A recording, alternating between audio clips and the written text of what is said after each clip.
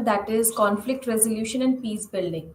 So the code of this paper is BPSC 146, and in this entire paper we will be learning about how to establish peace in the world and how we should resolve the conflicts that is arising from day to day happenings that is going around in the entire world. So this paper is very very interesting, and this is something which you will be you will find very impactful, because this is something which brings peace in the society, and each and everyone hopes for peace all time. So, today we are starting with Unit 1, that is meaning and concept of conflict. So, in this entire unit, we will be learning about what is we mean by conflict and what is the concept of it, how many types of peace buildings processes are there, how to transform the conflict, how to resolve the conflict, and how to make efforts to resolve a conflict and establish peace. So, in this entire unit, we will be learning about the basic things that we should know before we know the major. Conflicting issues, major preventions that is required. This unit is very very important because it establishes a base, and on this basis we will be learning about new things in entire lecture series that is coming in coming days. So, to introduce with this unit and particularly this paper, you all know that in our daily lives we are involved in a number of conflicts. So in our daily life we are going through many types of conflict. Maybe sometimes the conflict is very small, so conflicts are there, the intensity may differ. For example, a person may ignore us while we are talking. So, this is also kind of conflict that is between me and that particular person who ignores me. Sometimes the conflict may be more serious. Not always the conflict is a small, it can be serious also. For instance, two individuals may get into a fight and start behaving violently towards each other. So, whenever there is a fight in school, and you can see that these fights are very common among kids also, so which turns violent. So, these violent, conflicts are very, very serious issues, and whether the conflict is big or small, conflict is not confined only to individuals and the people around them. So, conflict has a major impact. It is not limited to that particular person who are involved in the particular conflict. So, conflict can also arise among those who are not associated with each other. So, it is not compulsory that if you know someone, then only the conflict between you and that person will arise. It can also arise among those who are not associated with each other. A conflict can, for example, arise between people and the prevailing laws. So, we are not related to a law, we are not associated with a law, but there must be a conflict between a person. There might be a conflict between a person and the prevailing laws. That is also a conflict. That is also a type of conflict. So, conflict can also arise at the national and international level. So, the topics which we are, preparing today, we started with examples from a very basic conflict. But conflict can be of national level and international level also. It is not always between two person. It can have impact on the national and international level as well. So, conflict can be internal among individuals, within a community, and between individuals. It can also be external conflicts between individuals or groups outsiders. So, it can be between anyone, whether you are related or not, it doesn't matter. Whether it is between a community or not, maybe it is outside community, there is a conflict between community versus community. So these things are very very important to understand, because if we don't understand conflict, we will be not be able to establish peace.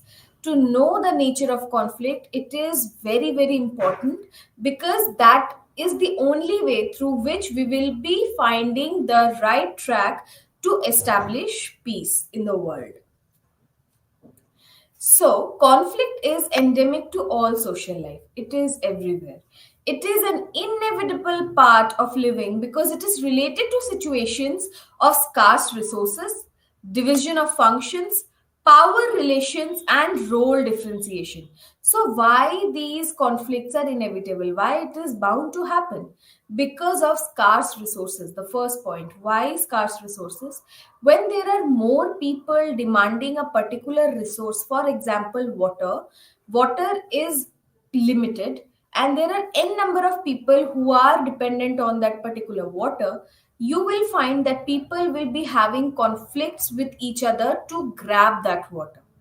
Why? Because the resources are scarce and population is huge. Second is division of functions. So people may conflict with each other because they are not satisfied by how the functions are divided among each other. This can also be a very important reason for having conflict.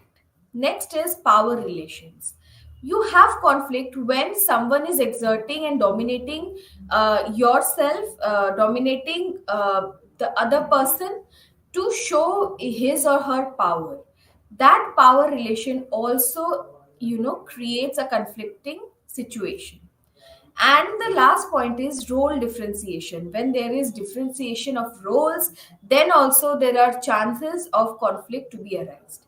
So, because of its ubiquity and pervasive nature, the concept has acquired a multitudes of meanings and connotations. So, as you can see from previous slide also, that there are many types of conflicts, and it is between many people, and that is why there is a dynamics of meanings and connotation that is attached with this.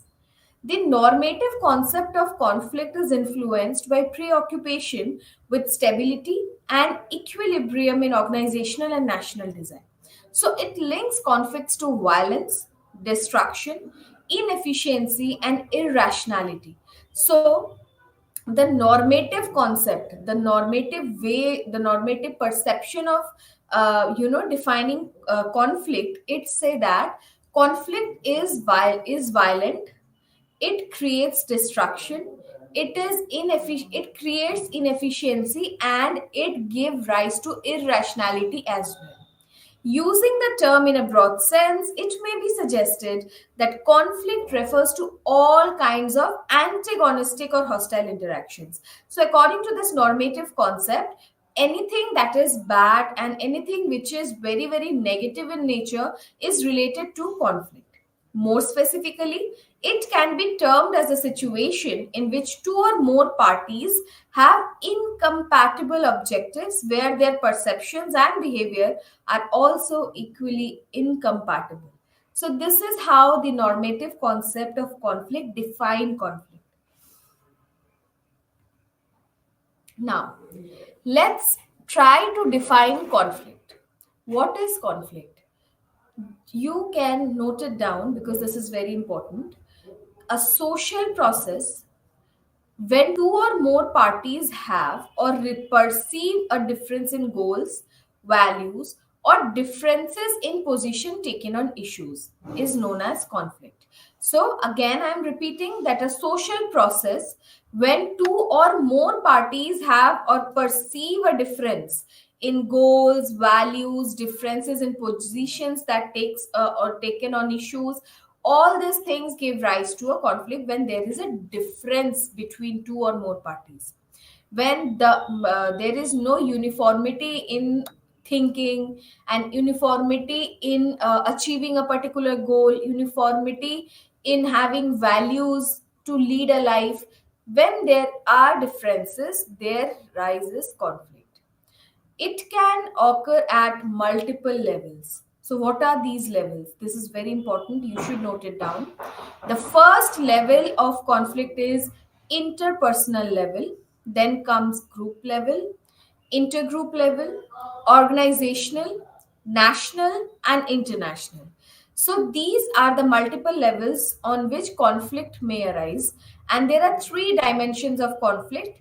First is behavioral, emotional, implying feelings of disputants, and cognitive, or how a disputant perceives the conflict, and all three must be addressed to resolve conflict.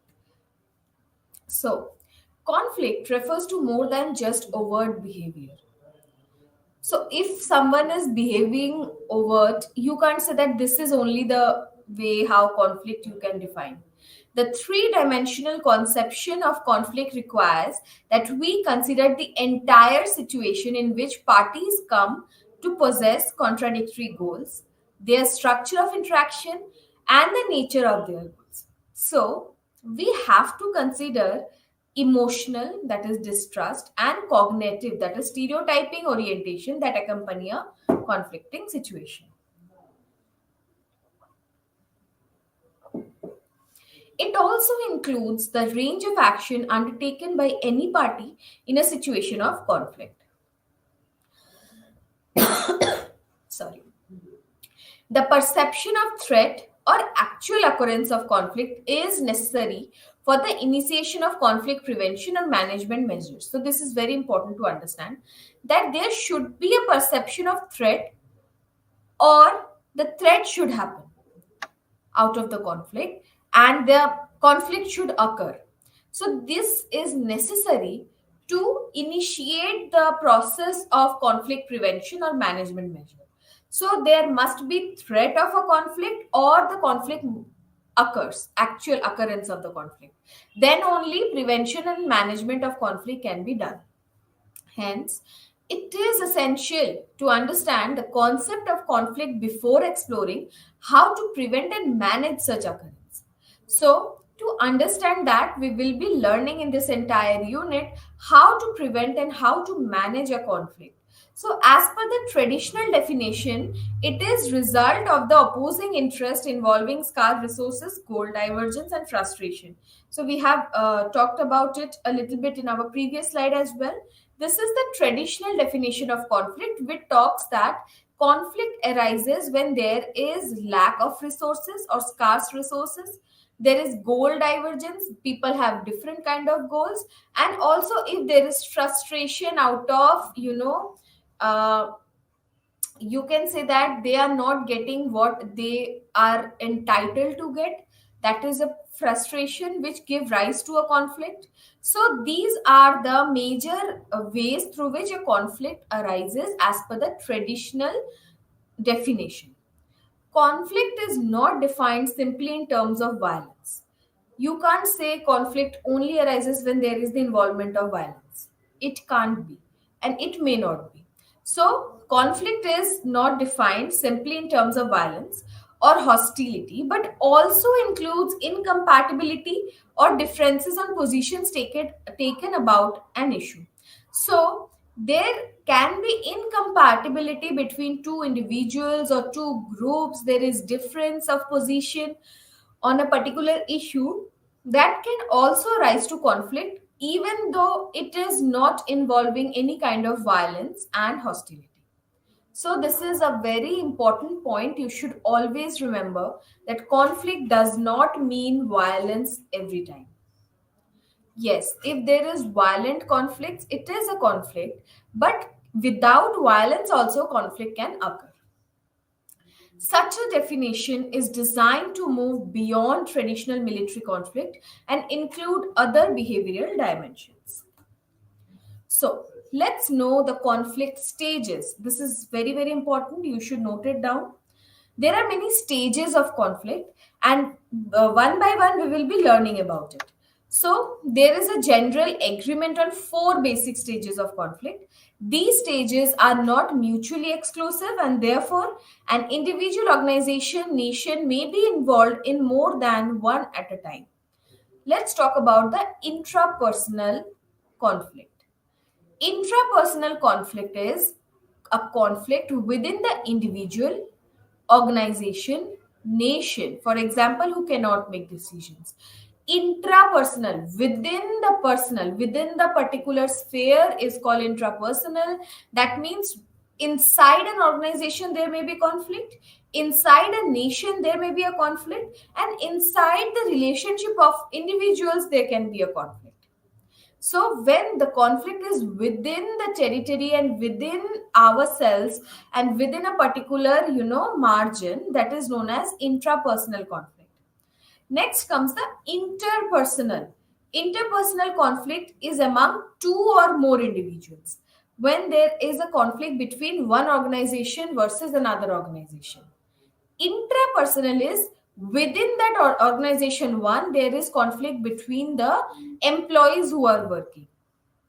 That is called intrapersonal, when the conflict is within the organization. Interpersonal is when the conflict is between two or more organizations. So now let's learn about intra-group conflict within the group, conflict within the members of the same group. As I say that intra means within. So intra group means a group existing and there is conflict among the members of that particular one group. Intergroup is conflict between two or more groups, as you can now differentiate. Let's talk about the life cycle of a conflict. How the conflict arises and how it completes an entire cycle. A conflict is not a static situation. It is always moving, it is always evolving, but a dynamic one. The intensity level changes over conflict's life cycle. The intensity of conflict doesn't remain same. It is a life cycle. Sometimes it arises in a, it is at the peak, and sometimes it toned down. So it is a life cycle, and the intensity level also changes with the life cycle. So there is an understanding of the conflict cycle that it is essential for an understanding of how, where, and when to apply different strategies and measures of conflict prevention and management. Suppose if the point tries to tell you that suppose there is a conflict because of water. When there will be summer seasons, the water scarcity will be on its peak, because that is the time when the water's resources will become more, because of the drought or something, because of the summer season, because of the high heat, the water became more scarce. At that time the crisis became very very, crucial and very very, uh, it will be in more intensity. At that time you should apply some measures that is particularly used during a conflict which is in its high intensity. Later on, after that fight or conflict, or if there is violence also included, after that the violence act or the conflict will tone down, and in that tone down measure you will take measures different, not the one that is used in the high intensity time. So you have to have applied different strategies and measures of conflict prevention and management at different cycle. So, over time, the numerous suggestions and models of conflict patterns have been put forward. And to understand this, there are many models that is put forward by scholars, and the conflicts tend to be described as cyclical in regard to their intensity levels. As I said, from escalating from a situation of negative peace or unstable peace into crisis and war. So conflicts can also lead to war, and war is the high intensity in intensity level. So thereafter it de-escalates into unstable peace again. So after the war ends, there is again the unstable peace. Most scholars agree that these cycles are recurring, it happens over time. And what can break the cycle is positive peace. Positive peace is what is required to end and break the cycle of the conflict. Thus, peace is not simply equal to absence of violence, but rather a situation of so called positive peace. In principle, conflict prevention, conflict management, and conflict resolutions are regarded as applicable in different phases of conflict. So, these are the measures. You should know when to apply conflict prevention measures, when to apply conflict management measures, and when to apply conflict resolution measures in a cycle of a conflict, so that the situation can become better. In sum, Conflict prevention measures are designed for early phases before a conflict has become manifest. So this is very important. We are learning about these conflict prevention, conflict management, and conflict resolution in detail. Conflict prevention measures can be used when it is designed as such. It is used at the early phase before a conflict has become manifest. So before it become manifested, the conflict become manifested, this conflict prevention measures are applied. The conflict management measures are applied in later phase when a conflict is manifested but before the violence has occurred. So you can see how we are moving from stage wise, stage to stage in conflict. So we will be using conflict prevention measure before the conflict is gone manifested.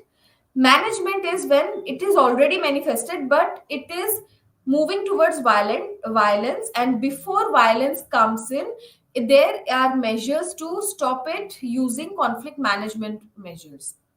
Then comes the conflict resolution, on the other hand, that is applied in the de-escalation phase after a violent conflict has occurred. So once a conflict became violent, it happens, and after that, conflict resolution we can apply. So, the life cycle of conflict presented here includes both conflict process itself and possible prevention, management, and resolution measures. So, there are 5 levels of conflict intensity. So, what are these intensity which is there, and how on these intensity you can apply different measures? So let's start with the 5 levels of intensity first. So, first is stable peace. It is a situation where tension between the parties is low. So it is a stable peace that there are something, but the tensions are very low, and there exist different forms of connections and cooperations between them. So there are cooperations, there are connections, there are, communication between them.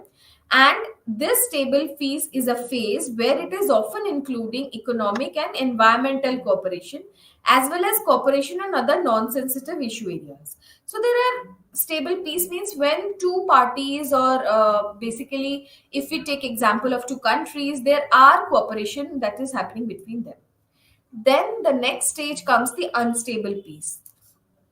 For example, the Cold War brought in competing US and Soviet interest in Afghanistan, both creating their own circle of influence among Afghan political elites. So there is unstable peace. There is peace, but it is unstable. There are chances of becoming, a major conflict out of them. Also, another example is 1973, the Durrani monarchy was ousted and a series of coups followed. So, here you can see that how the peace is being unstable. This phase of instability ensued as power kept changing from one group to the another. So, what is remarkable and what is important to note here is that in this phase of unstable peace, the power kept changing from one group to another. Now let's talk about next phase, that is crisis phase. For example, in 1978 Saur revolution, government of Daud Khan overthrown by Soviet supported People's Democratic Party of Afghanistan, and infighting began between pro communist, that is supported by Soviet Union, and anti supported by USA. So this is the crisis period when there is, overthrowing of the groups or the community or the government. Next comes the war. For example, Soviet invasion of Afghanistan, that is the example. Here we are taking the example of Afghanistan and the Cold War that was happening between the US and the Soviet. Next, after the war, again comes the unstable peace, because now war has ended, but the peace is not restored properly. It is very unstable. And for example, after fighting Soviets, various warlords, extremist groups emerged vying for control of the country. So there are many groups that emerged in Afghanistan. So by the mid 1990s, there are many fundamentalist groups like Taliban took control, ruling according to the Islamic Sharia. So War ended, but the peace didn't, came. So this is again unstable peace. And then again the crisis. Taliban created an environment of terrorists like Al Qaeda. On September 11, 2001, Al Qaeda terrorists launched attacks against the United States. So, see how the cycle is going on. Now, the crisis again started. Again, then war will happen. So, post 9/11, US led bombing of Afghanistan in 2001. Taliban dislodged, new government formed, and NATO takes over the security. And afterward, there is again unstable peace. That is escalating violence from 2014, downsizing of US and NATO troops, disputed presidential election, and back to period of uncertainty. So after this unstable peace, again there will be rise of crisis, then again war, then again unstable peace. So these are the life cycle of a conflict, how it happens. And don't think that it happens every day. It takes, it might take days, it might take months, it might take years. This example that we have read about Afghanistan is not about only 1 year, thing. It is going on since many years. So the time period is different for each case. So during this period of unstable peace, tension has increased. So what are the functions, or what are the features of the phase unstable peace? That tension increases in that phase. So this is a situation where though there is negative peace, the tension between the parties is so high that peace no longer guaranteed. So there is peace, negative peace, but with tension. And the tension arises so much that the peace can no longer be guaranteed. So there is an open conflict is the stage when the conflict has come out in the open and can be observed. So there is also concept of open conflict. The parties have also begun to take measures to deal with it, even if militarized options are the preferred or the likely options. So there are many measures that is adopted by the parties so that the crisis could not turn up into a war, because in a war destructions is bound to happen to both the parties. Whoever wins, that doesn't matter, but destruction is compulsory for both the parties. So in the de-escalation phase, the pattern is reversed, moving from war to crisis through open conflict and unstable peace to finally reach a situation of stable peace. So just as the phases of the conflict cycle are important, the connection between the conflict prevention and conflict and crisis management needs to be developed further.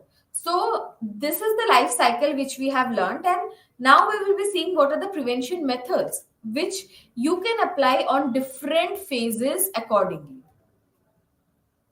Let's start with crisis prevention. So, there are many conflict prevention measures. In times of stable and unstable peace, preventive measures aim to strengthen the system structure. So, there is always demand that the peace should always remain as it is.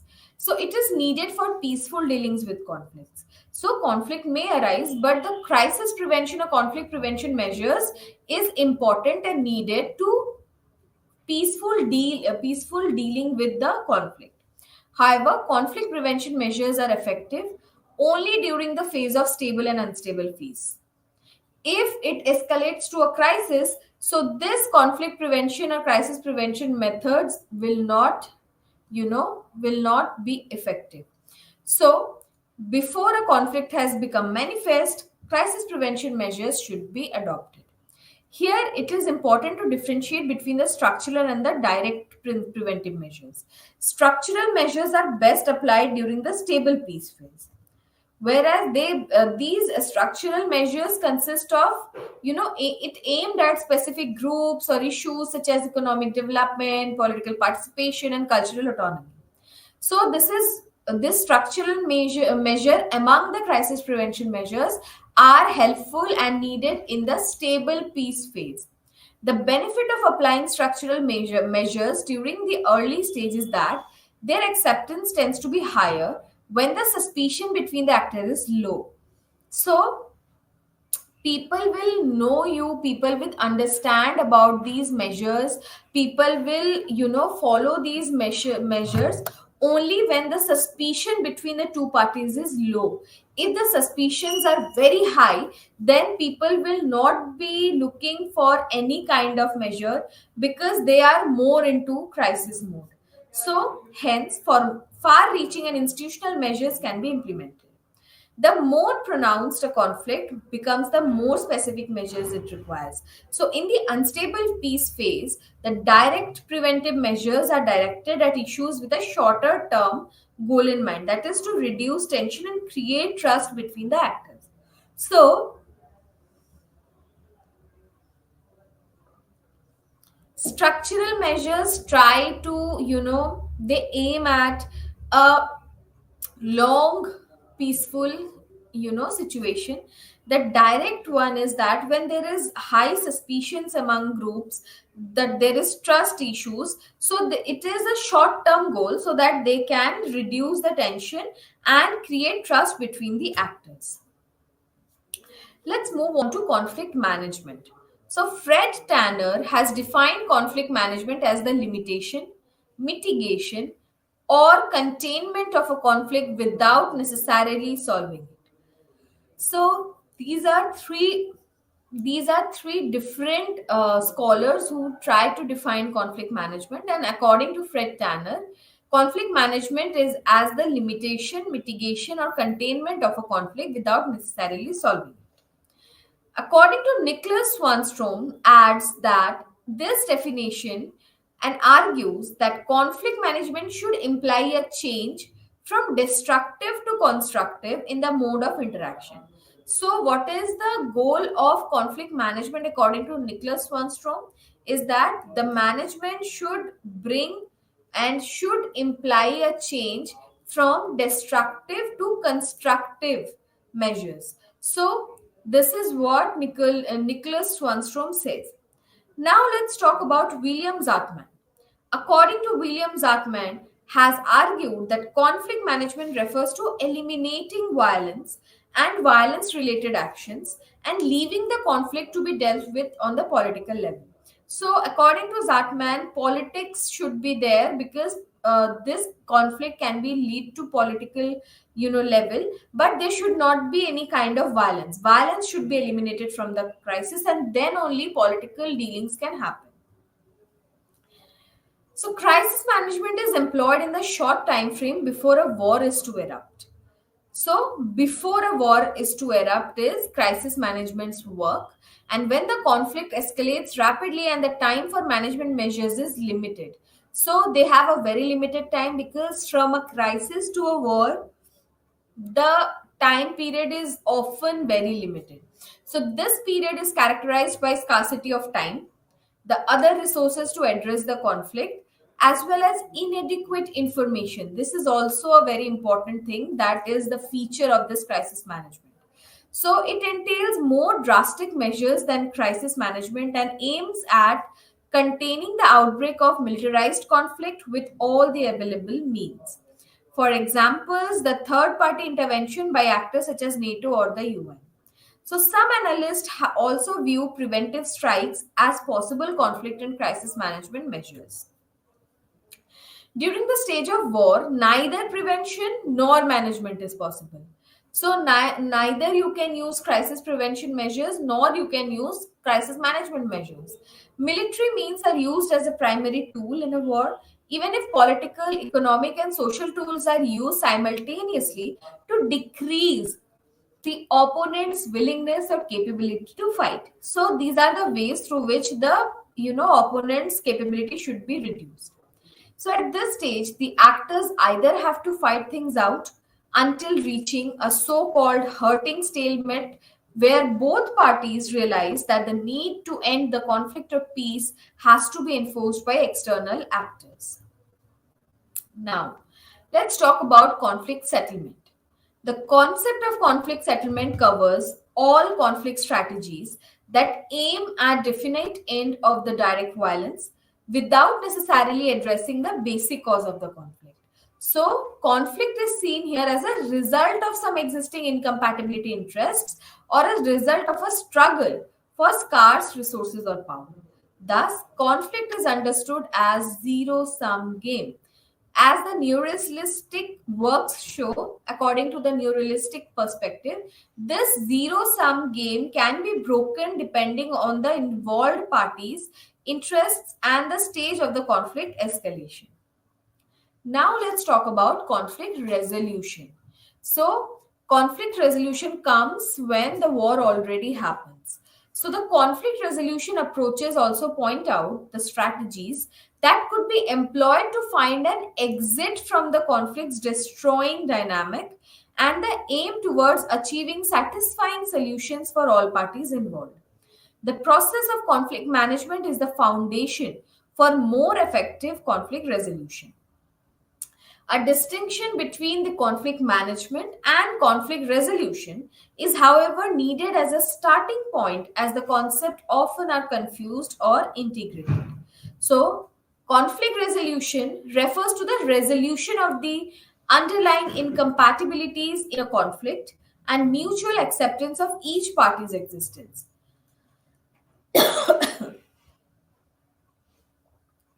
While conflict management refers to measures that limit, mitigate, or contain a conflict without necessarily solving it.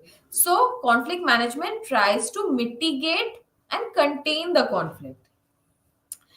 Conflict transformation. What is conflict transformation? It is relatively new concept in peace studies. This is something very new. It is based on the understanding that conflicts should not be treated as an isolated event which can be managed or resolved. So it is saying that conflicts are not treated or in an isolated event. Instead, it is integral to any society's development and evolution. Conflict is related to society's development and evolution. For instance, women's rights to vote has also emerged out of a conflict. So, when you can see, when you can talk about women's rights, right to vote, that also emerged out of a conflict which was not violent in nature, which pushed the society to change. So, not all conflict are bad. Some conflicts can also bring positive change to the society. So, conflict thereby is not always negative. It can also be a positive force. So, don't think that conflict is always negative. Many conflicts bring positive changes in the society. So, what is important is that the conflict should be non-violent. If a conflict is violent, it must be a negative thing. But if the conflict is non-violent, it can bring positive changes in the society. So, conflict transformation invariably involves a third party who can help the actors overcome their hostilities. So, in this measure, a conflict transformation method, there should be a third party who tries to, who tries to talk to the parties who are involved in a conflict and to overcome their hostilities and alter their emotional and cognitive views, possible only then when structural or cultural violence forms exist. Therefore, every peace process that aims to stop forms of direct violence without, in doing so, dealing with social, economic, and cultural structures will be short sighted. So, this point is further developed by the process structure gap. Now, let's talk about peace building. Initially, the focus is on separating the actors and preventing further mistakes or deliberate escalation, that is peacekeeping. So, this stage, that peace building stage, is comparable to the crisis stage in the escalation phase, and it all involves the third party actor that assists with peacekeeping or monitoring. So, the peace building phase requires a third party who is not involved in the conflict between two parties, and he plays a very important role there. So there is still a risk of escalation but no imminent threat of war. So the conflict may escalate, but in peace building phase there is no imminent threat of war. So when the conflict has de-escalated further, a phase of peace building follows. so which gives room for long term measures. So peace building tries to solve the conflict in a long term way. Finally, if the peace building efforts meet with success, the conflict moves to the peace consolidation phase, where the aim is to build more cooperation and create an inclusive peace for all the involved parties. Now let's talk about the conflict categories. Research into the sources and categories of conflict have usually centered around two conflict approaches. So, what are these conflict approaches? The first is subjectivist approach, and the next is objectivist approach. So, let's start with objectivist approach, which looks for the origin of the conflict in the social and political makeup and structure of the society, with the understanding that the goal at stake are compatible. So this objectivist approach try to find out why the conflict originated. This is what that objectivist approach tries to look for. On the contrary, the subjectivist point of view focuses primarily on the perceived incompatibility. The level of incompatibility between the conflicting parties is the most important variable that impacts the intensity of the dispute and the dynamic of conflict and conflict phases. So once the conflict has emerged, it develops further with certain dynamic and intensity, changing its courses and stage. In that sense, understanding developing stages of conflict and their characterization or categorization is crucial. So, you can see that it can provide indications of what may happen next and what can facilitate the conflict management. Consequently, the conflicts can be divided into two main categories that we have already discussed. That is, a conflict can be non-violent, a conflict can be a violent. The major shortcoming in the conflict literature is that most studies and available data concentrate on violent conflicts, particularly wars. So, this is a shortcoming. So let's start with non-violent conflicts. So when there is absence of violence does not automatically means absence of conflict, as we have discussed. So there are conflicting interests can be pursued without violence or coercion. When conflict already exists, parties do not always use force or start with the use of force against each other. Yet, the existence of non-violent conflict must be noticed and recognized by the outside world as well as by at least one of the involved parties. So, in addition, it should be stressed that violent escalation in every conflict evolves from a non-violent phase of conflict. So, whenever you can see there is a violent conflict going on, it always evolved from a non-violent phase. So, non-violent conflict has been termed as manifest conflict process. It is defined as a situation in which at least two parties or their representative they try to pursue their perceptions of mutually compatible goals for undermining directly or indirectly each other's goal seeking capability. Sometimes the condition of conflict exists. Different actors may have incompatible goals, but they may not be pursuing these goals by any overt strategy. Now, let's talk about the violent conflict.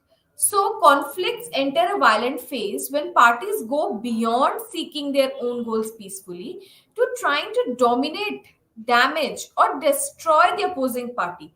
When the conflict became violent, when one party tried to dominate, damage, and destroy the other party, and so that they can be pursuing their interest. So the existence of frustration of substantive or implemental needs is essential condition for one non-violent conflict to escalate into a violent one. So violence as a response is produced when certain innate needs or demands, meaning and concept of conflict are deeply frustrated. In political analysis, the use of force, physical damages, and human casualties are the characteristics of a violent conflict. Battle related human casualties thresholds are commonly used to define violent conflict, particularly in respect of war. Now let's talk about the conflict issues. There are number of things over which two parties, they can have conflict and can have incompatible goals. For example, humans can fight about a bewildering variety of things about money, property, politics, ideas.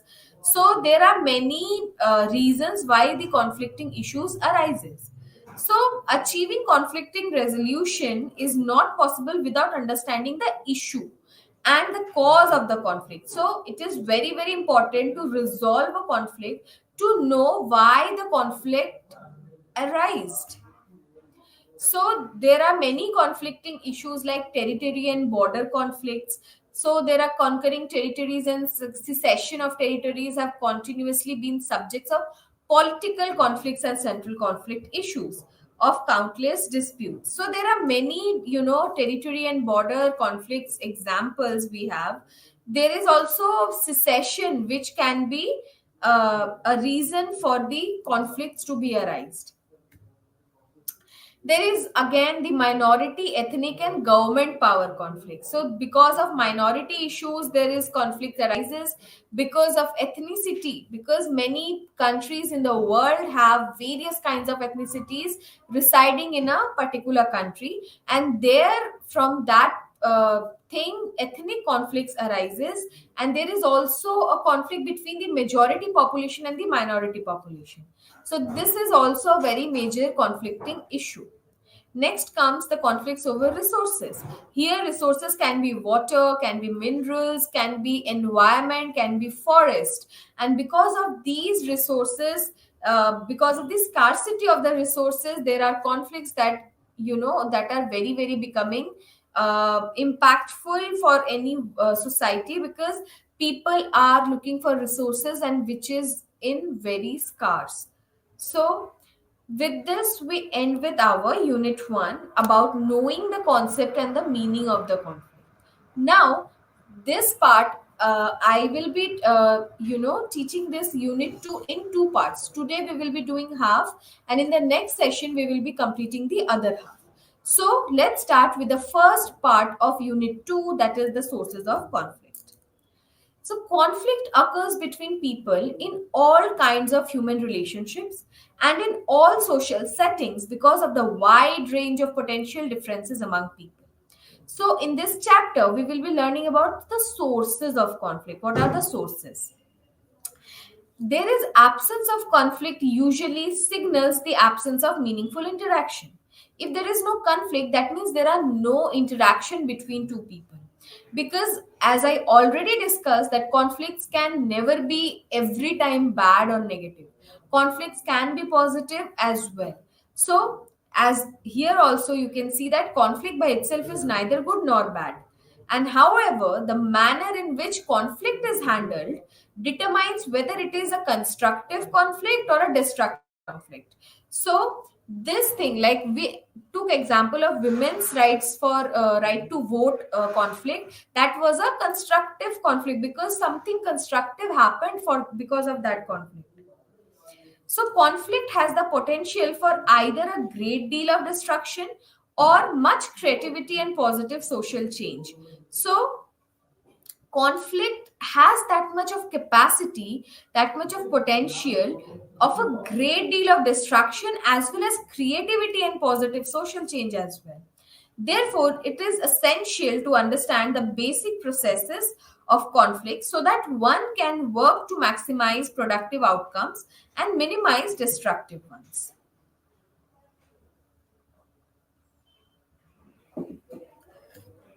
So, let's talk about the sources of conflict 1. The next part, the sources of conflict part 2, I will be talking in our next session. So, conflicts may arise because of various causes and reasons.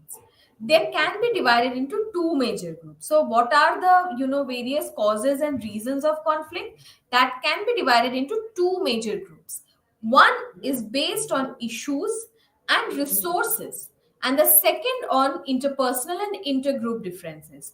So, what are the two major groups of conflicts, and which comprises of its causes and reasons? The first is on the issues and resources. The second is on interpersonal intergroup differences. So, conflicts that arise because of issues and resource are economic, value, or power interest conflicts. So, conflicts that arise because of issues and resources, do note it down, are economic, value, or power interest conflicts.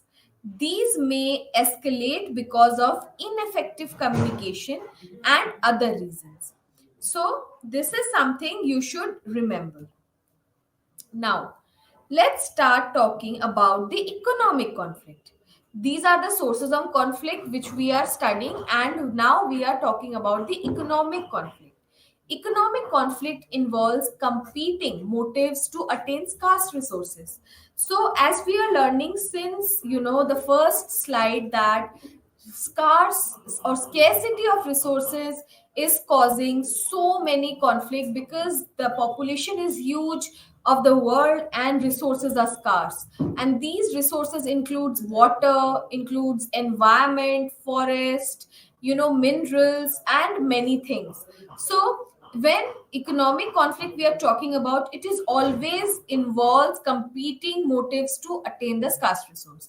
Everyone wants that resource, and when everyone wants to take that resource, the conflict arises because there is scarcity. So each party wants to get the most that it can. The target of each party is that we should get more, we should get that. So the behavior and emotions of each party are directed towards maximizing its gain.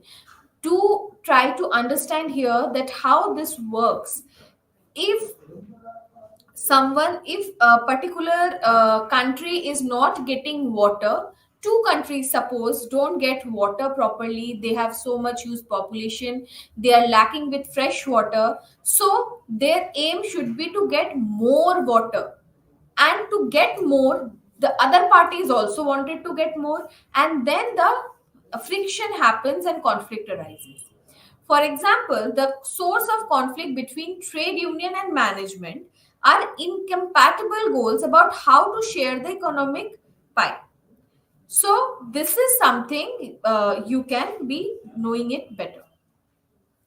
Next comes the value conflict. There are also conflict that arises because of value.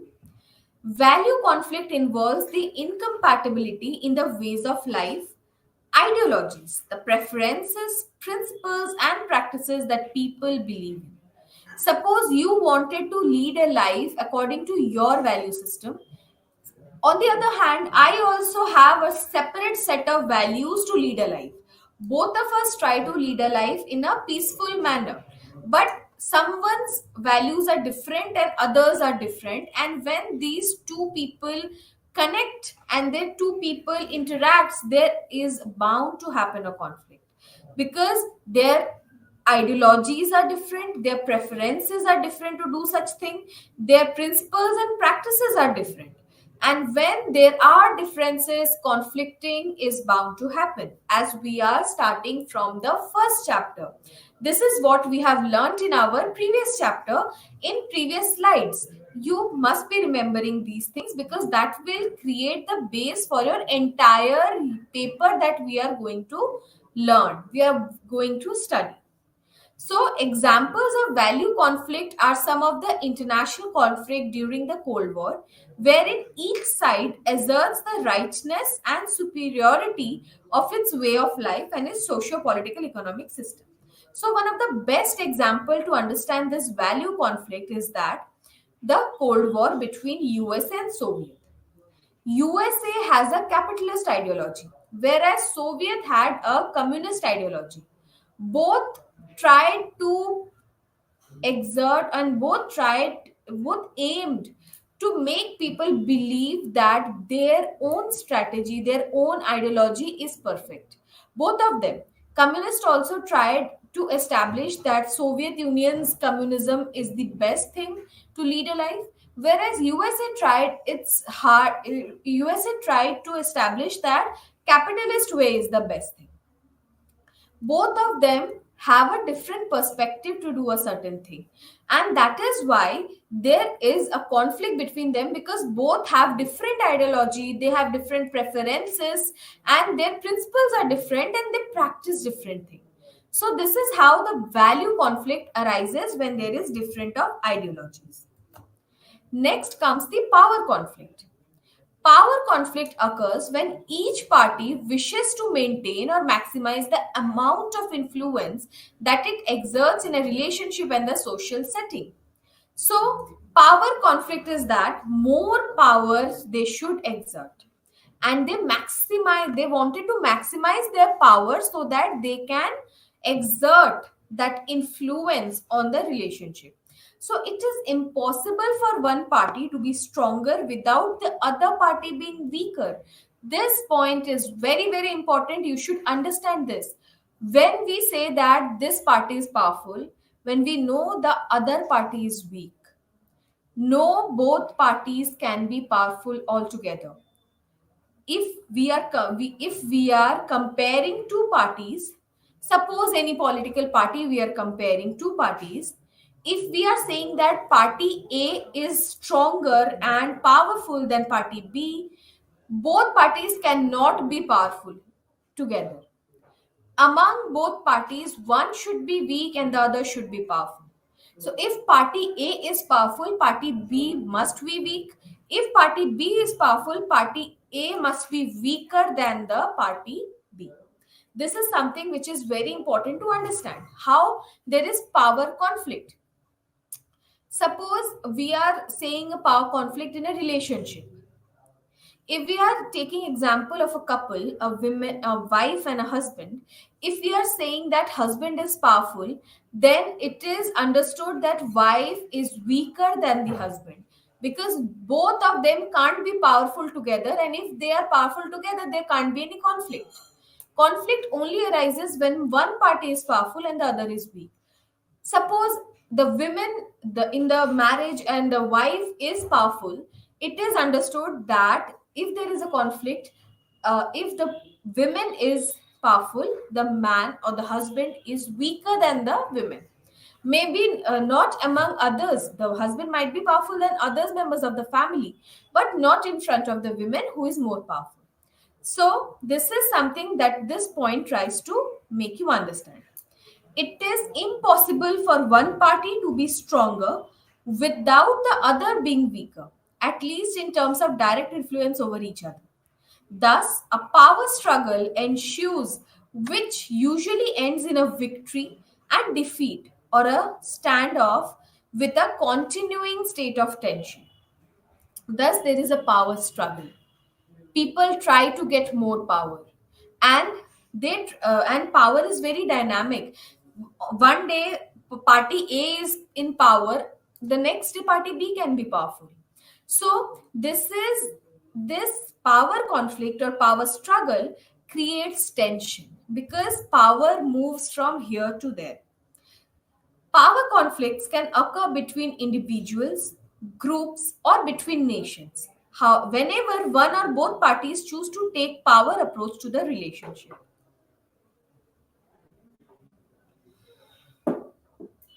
So understand this, that it can occur between individuals. We took example of individuals when we talked about husband and wife.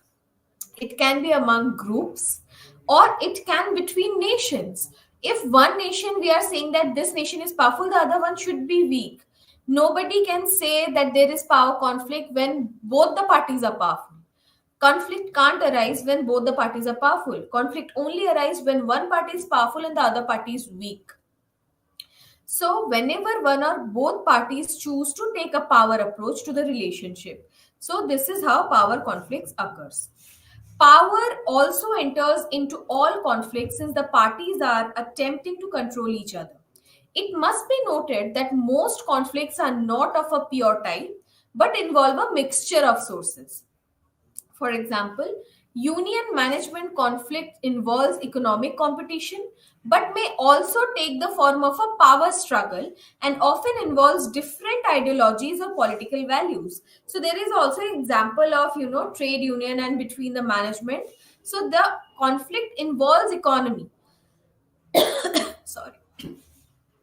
This is valid for the struggle of power between nation and state. The more sources involved, the more intense and intractable the conflict usually is. So, this is how power conflict works. Now, let's talk about ineffective communication. Ineffective communication is another important source of conflict. Miscommunication and misunderstanding can create conflict even where there are no basic incompatibilities. Because there is misunderstanding, there is a possibility of conflict to be arise. So, lack of skill in communicating, while what we really mean in a clear and respectable fashion, often results in confusion. So, with this, these are the sources of conflict that arises. And with this, I end my lecture here today. In the next part, we will be starting with the part 2 of chapter 2 and continuing with chapter 3.